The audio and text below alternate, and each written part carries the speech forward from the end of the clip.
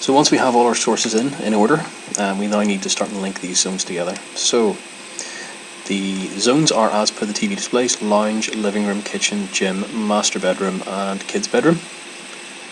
And actually what we'll do now is we'll just start labeling those zones up. So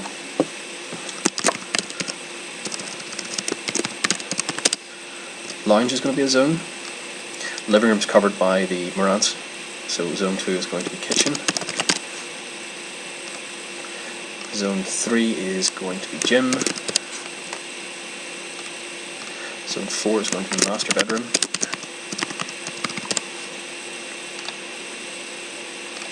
And zone 5 is going to be kids bedroom. Okay. Well, I hope you're all following so far. So say so far we have an HDMI coming out and going through our Marantz onto our bedroom. These zones here are going to be different. Different because the HDMI or the base T, whatever the matrix happens to be, from the HDMI distribution matrix is going directly to the TV in the end room. The audio from the sources then goes through an audio matrix and goes to the speakers in the rooms. So if you can imagine in your head, your source device is being split. Audio is going down one path and video is going down another path.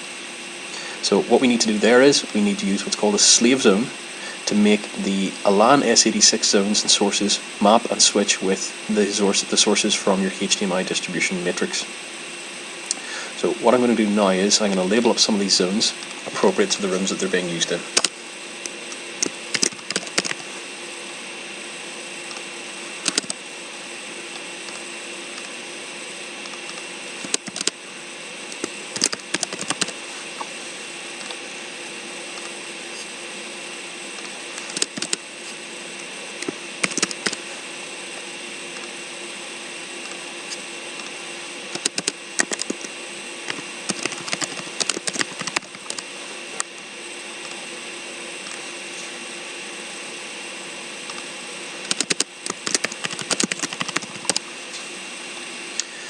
Depending on the matrix you're using, it might have a lengthy title. I usually find it's very handy in ALAN to shorten down the titles of the devices.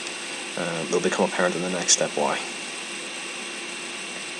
So I go to a lounge zone, and for reference, the lounge zone, the zones on the S86, are the zones that we're going to allow in the viewer. There are equivalent zones here for the video side of the system. That's why I'm leaving HDMI 1 in them. These are zones that we will hide from the viewer. These are zones the user will never see. These are the primary zones. Rule of thumb for a primary zone is that it's the zone with the volume control in it. It is the easiest way to think of it. So lounge is part of the S86. S86 has volume control. It's going to be the primary zone. Now, there are a few things we need to add to the lounge zone. First being the lounge TV. So lounge TV added. We've got our familiar list of display on off and display 1 inputs. We then need to slave a zone to that.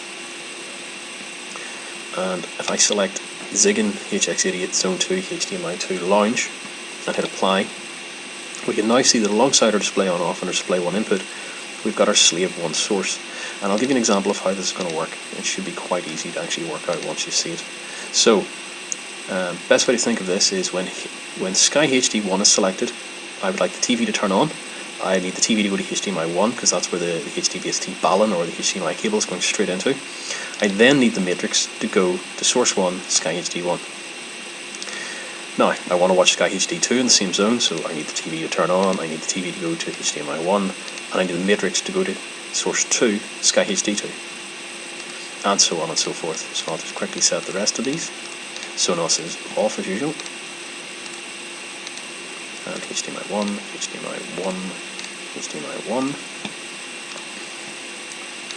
And then we go to source 3, source 4, source 5, and source 6. And you can see by keeping the sources the same, it's nice and logical. Sources 1 to 6 for available sources 1 to 6. And they match up.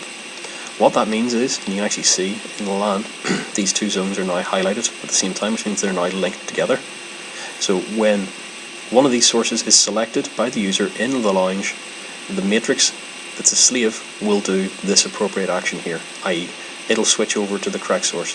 So the user will end up with Sky HD 1 picture through the TV and Sky HD 1 audio through the audio system. I'll do one more zone for reference. So again, kitchen TV, and slave is HDMI 3 kitchen, going to save that, and then I'm going to turn all the TVs on, turn the TV on for all of the video sources, turn it off for the Sonos, and I'm going to set the TV to HDMI 1 again.